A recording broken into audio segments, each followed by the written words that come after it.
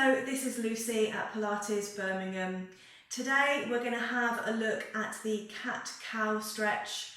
Traditionally it's a yoga exercise, but we use it a lot in Pilates, and also physiotherapists use this exercise for treating lower back pain. Today we're going to look at it with regards to treating your lower back pain. So if you are under consultancy with a medical or therapeutic practitioner, please do take their advice on whether this is the right exercise for you personally to use. So to do the cat stretch, we come into an all fours position. Make sure that you've got your hand underneath your shoulder and you've got your knee underneath your hip. We want to start it with the neck in line with the spine, so your eye gaze is just a little bit in front of where your fingers sit. You're feeling like you're coming from your abdominals when you do the exercise, and you're starting with an out breath. You're drawing the abdominals in, tucking the tailbone under, and literally arching up the back, looking towards the belly button. On the in breath, tilting the pelvis forwards, going into the extension in the spine,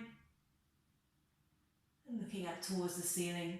So you're breathing out, up into the arch, breathing in, into the extension.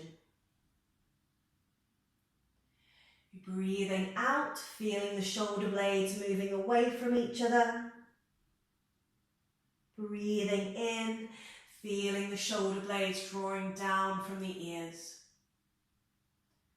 Breathing out, you're tucking the tailbone under. Breathing in, tilting the pelvis forwards. What you might find if you are suffering with slip disc or sciatica, you might find that the arching up phase of the exercise feels quite painful.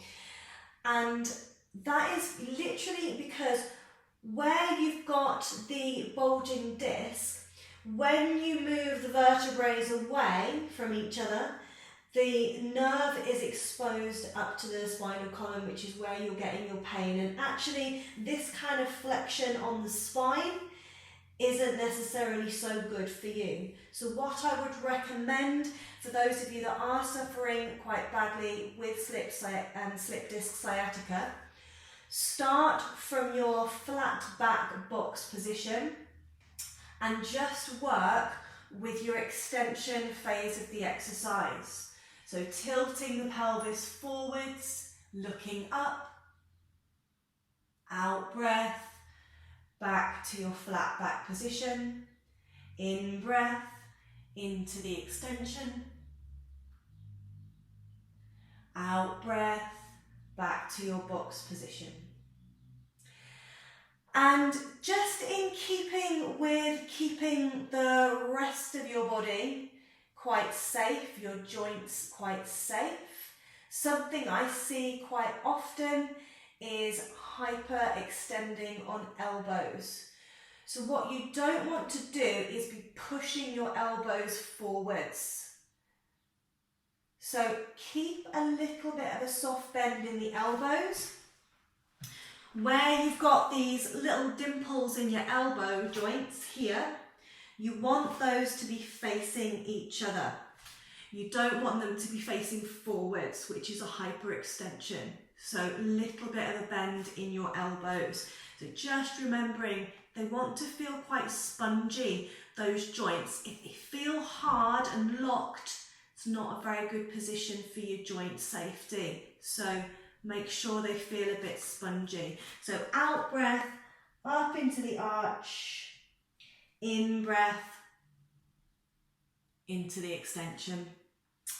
And as with a lot of these exercises, working on strong extension in the spine, it's always good to just relax afterwards. Child's pose is an amazing stretch for that. So toes together, knees out to the edge of the mat, sit the bottom down, stretch forwards, rest the forehead down.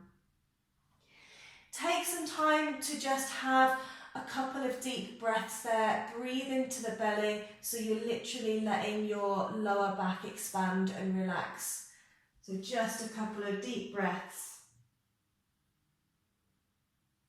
in your child's pose. Good. Thank you for watching. I'll be posting some more soon. Stay healthy, stay well. Bye.